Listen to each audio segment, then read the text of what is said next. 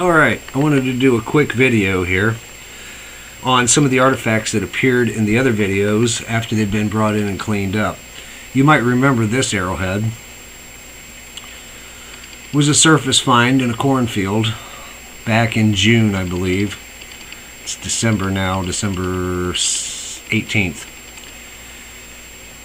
Has white on one side. It's made of blue and white banded flint, and I don't know how true those colors are coming through, but it has blue along this edge and almost a caramel color in the center, and then white over here. It's almost opposite from one side to the other. It's a beautiful piece, very small, and it's one of the only paleo points. I almost said fluted, but it's not fluted. It's one of the only paleo pieces that I have that has serrated edges.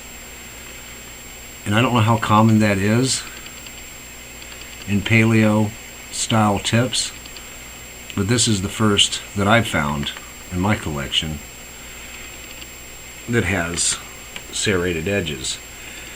The celt that I picked up in one of the videos, it's not very nice. I could have probably cleaned it up more, which I did clean it up from the way it appeared in the video originally.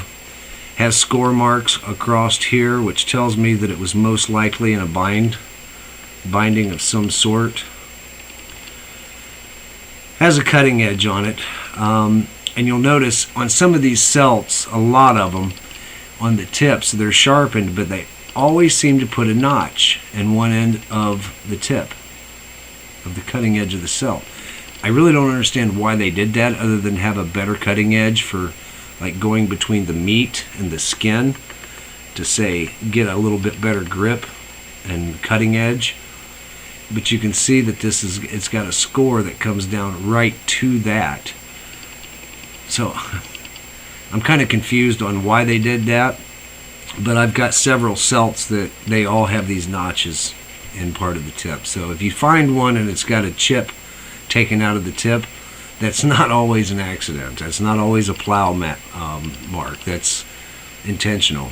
There's a lot of these celts that appear like that. Now, I wanted to go back and do a quick video on this piece, which overall has the paleo style design to it, paleo arrowhead. I'm not sure if this is paleo, but if I had to classify it as being in any time period, I would say it's transitional paleo, early archaic. You can see a score mark that comes around. Plows don't go in a circle. So when you find these score marks on artifacts, a lot of times those were put there by the Indians. And what those are is just like when you cut glass, you score it beforehand, then you flip it over and you knock that chip out, and hopefully that chip will run right to where you scored it to make the edge even sharper than what it is. That's what I believe this is, because here's another circular chip, and then it's got a thinning chip on the tip right here, where if you flip it over, you can see where he's been grinding and sharpened this edge here too, because you can see the patina on this part of the stone, but it's definitely been knocked off here all the way down this edge. This is a very long chip that's been taken out here. That is a classic through chip right there. And when you get into the older artifacts, you'll see that these chips ran all the way across the flint piece that they were working, and it is something that you see more so in older artifacts than you do, say, the Woodland, the Fort Ancient. You just don't see that through chipping. You do, though, in the paleo era. But this is definitely a through chip, and if, like I said, if I had to classify this piece, I would say it's a very large skinning tool from the paleo era. It has a notch in it right here that's perfect for your thumb. That is a piece that would probably be looked over or overlooked by a lot of people arrowhead hunting. Here's another piece. Has a little bit of flint inclusion here. Has the chipping that comes up to the top on one edge all the way down to this edge. Has a thinning chip here. Has a chip here. has a score across the bottom. Now, this is a heavy-duty style arrowhead, is what this is. Most likely, it's probably early archaic. I wouldn't put it in the Paleo class, but I'm no expert. It could be very easily classified as a Paleo point because it has a retractable style edges on it, where if it was plunged into a beast, it could be retracted. Heavy duty point has 3 sides. You got 1, 2, 3 sides on the tip, and then you have 1 sharpened edge. And when you look at archaic pieces, a lot of times you'll see this is a pretty common thing. And I've seen arrowheads that are 3-sided all the way up into the late archaic era. I have some in my own collection. But this is a common thing. They didn't always sharpen both sides of the arrowhead, especially on these heavy-duty pieces. I'll give you another example. Here's another, what I would call heavy-duty style point. Has a score across here, has a score across the center of the piece here, has a chip here taken to thin the base of it, and in the center you'll notice there is a set of shoulders here. They're very shallow, but there's definitely shoulders on it. And the center of those shoulders is exactly even with the tip, which tells me that this was not a tomahawk. When I first found it, I thought, wow, that's a tomahawk. No. This edge here has been ground down. This has been put up against something, and it's been ground and ground and ground. Again, you have the 3 sides. You have 1 side, 2 sides, 3 sides, and then you have the edge that's been worked. Another trademark of these heavy-duty style points that you're probably not going to find a classification on in any book or any text anywhere. At least I've not been able to find any. But I do recognize them as a type of projectile point. Here's another one. This one's made of banded slate. On this edge, it does have a flat edge. It has a sharpened edge on this side. There again, you have 1, 2, 3 edges on the tip. At the base, you have 2 scores that come up from the bottom where it's been scored twice, which if you put a shaft on that, you've got a spearhead, a heavy-duty style spearhead. Another thinning chip taken out on this side all the way up to that score, which could have been done after it was shafted. I don't know. But it's a pretty good shot to bring that up to that score right there. And a lot of times they put these scores on there to stop a chip from running. They would run a score down along there, just like when you cut glass. Uniface. No chipping on the opposite side. Shows grinding. When you find one of these arrowheads, you think, well, maybe that's a fluke. You find 2 of them, you begin to think, wow, maybe there's something to this. You find 3, you find possibly 4. It's definitely a class of artifact that's not in any book, and I believe that when you're on the hunt and you're making heavy-duty points and you miss the animal that you're shooting at, and this thing sticks in the ground, a flint tip will just snap off. In this case, you've got a very heavy material here, and it's not going to snap off so easy. So these heavy-duty points, when you get into the plains areas of Ohio, you seem to find quite a few of them. And like I said, you find 1 or 2, you think maybe it's a fluke, but after you find a dozen of them, and I have more than this in my collection, you begin to put something to it. The 1-chip arrowheads, artifacts that are overlooked.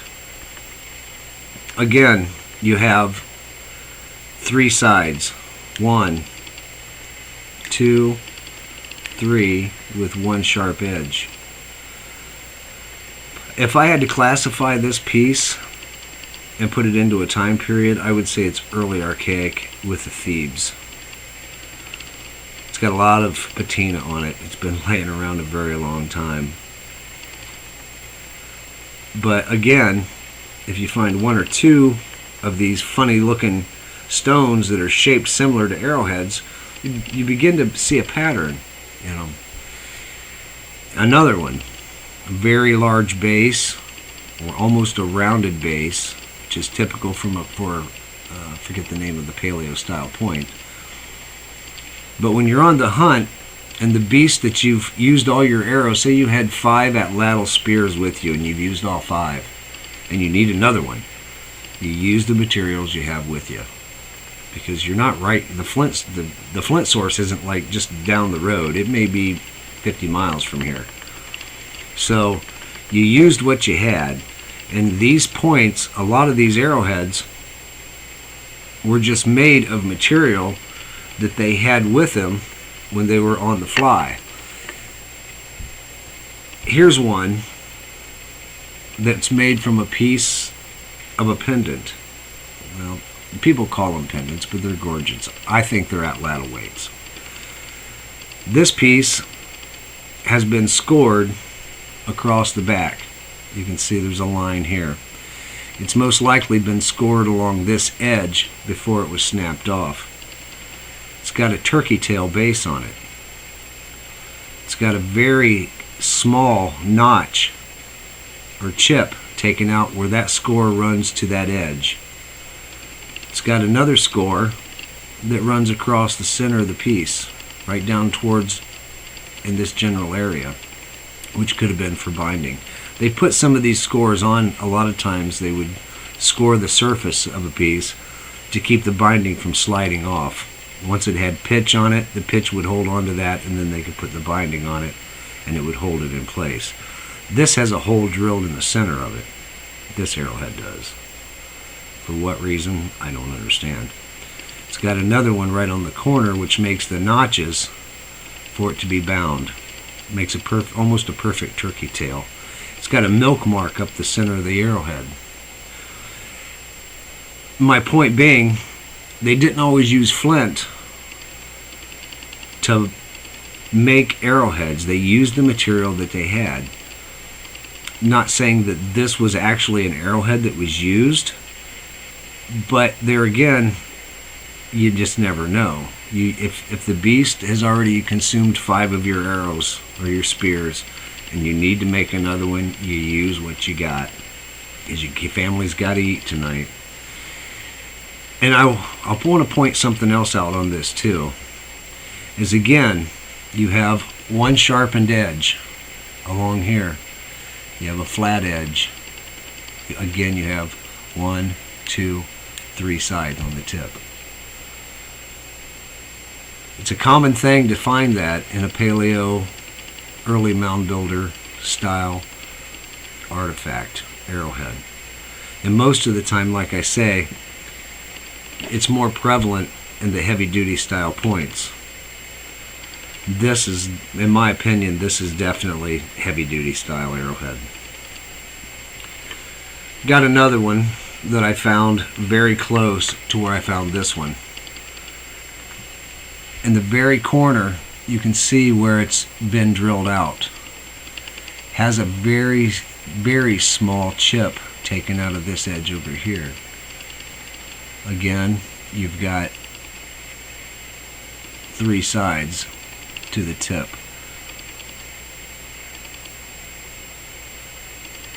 Something that a lot of people overlook. And in the center of the base, there's a score, like he was getting ready to drill a small hole in it. Don't understand why the holes are in those, but there they are. A lot of artifacts, like I said, that will be overlooked, and people just don't see them as artifacts,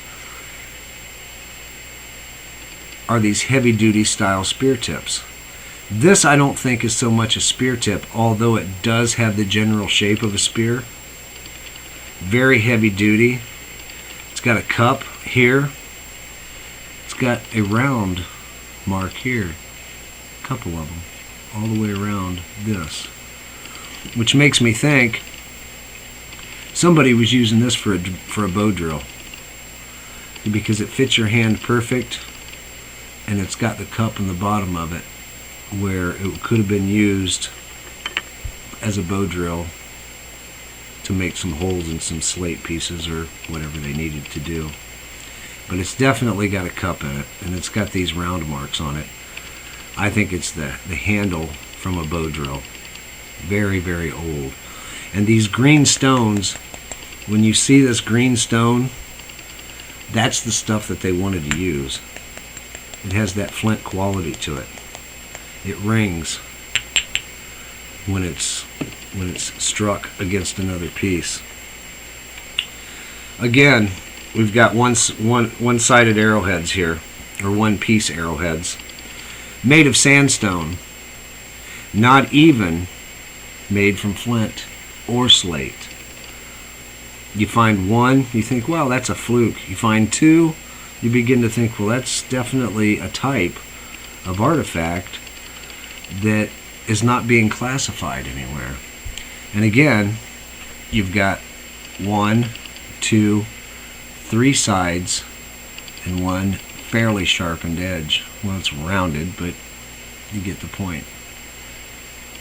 Definitely an arrowhead. And that's something to watch for when you find an item like this, is those 3 sides. 3-sided tips. Very common. This I found, and I'm not sure what it is. It's a piece of shell, and it's very thin on the base, but it comes to a point, and I think it's an arrowhead. So people say, well, you can't find bone. It's not true. There's bone laying everywhere. That's one piece of shell that I found. Here's another shell that I picked up. This piece has a hole drilled in it. Very small hole, about the size of a bird quill. Goes all the way through to the other side. And on this side, there's 3 holes. Actually 4, there's one there. Symmetrical from each other, 3 holes. But only one goes through. And they're all about the size of a bird quill, which makes me believe they were drilling holes in these shells with bird quills. Because I know they used bird bone to drill some holes because of the cores that were left behind. We'll get into that in another video. But it's some kind of a scoop made from an oyster shell that I found surface hunting for arrowheads. 3 holes in it. Well, 3 partial holes and 1 complete. One goes all the way through. So you can find bone. It's not impossible to find bone artifacts. It's got a score that runs all the way across this piece. It's got 2 scores on this side. It's got a sharpened edge all the way down through here. It's rounded. So really, in reality, all you had to do was to fashion this onto a spear, and you've got a tip. But we'll get into that in another video.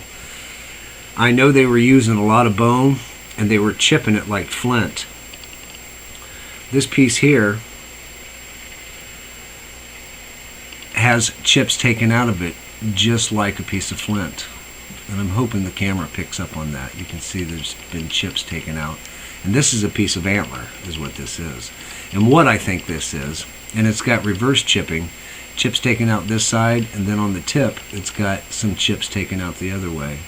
Well, they're the same, no, they're opposite chips. That's reverse chipping. It's got reverse chipping on the tip, and it's got a score that runs along here. Something to watch for when you find a piece of bone is the scores where they would bind the artifact. Piece of an antler. And I think what this is once it was fashioned onto a handle, say this was a piece of flint, you could do some very fine chip work with this piece, being deer antler. Found this probably 25 years ago. But bone artifacts are not that rare. When you get out into the fields and you start hunting, you'll see that there's quite a few of these out there. There seems to be a lot of them in the riverbeds. But like I said, that's a subject for another video. I just wanted to bring to everyone's attention that watches this video the overlooked artifacts that are out there, the heavy duty points. They didn't always use Flint when they didn't have access to it. And you didn't always have access to the Flint sources when you're on a hunt. So you used what you had, because kids gotta eat. They gotta eat every day. Alright, that's my video for right now. Hopefully you guys learned something. If you like my videos, there's going to be more videos like this. If you like my information and the things that I've put in my videos, let me know down in the comment section. I'd be happy to respond to you. I read all my comments. I don't get that many, so...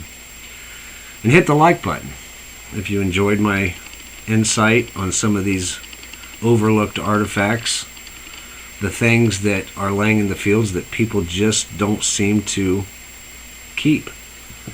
They pick them up, they look at them, throw them back down. If you like my topics, hit the like button. Appreciate you.